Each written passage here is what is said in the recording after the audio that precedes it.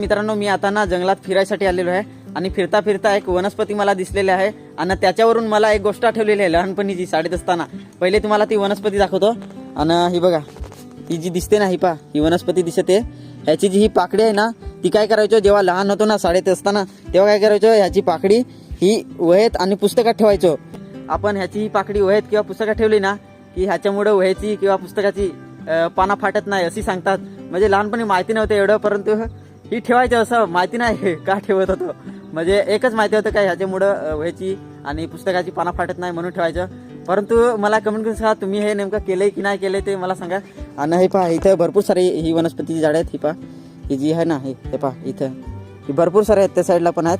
आणि असा मी ह्या डोंगराला फिरायला आलोय, त्याच्यामुळे काय इथं भरपूर सारे आहेत. ही आणि हा ट्रिक नेमकी कुणी कुणी केलाय ना मला कमेंट करून सांगा. आणि तुम्हाला पण आठवले का ते दिवस मला कमेंट करून सांगा. चला लवकरच.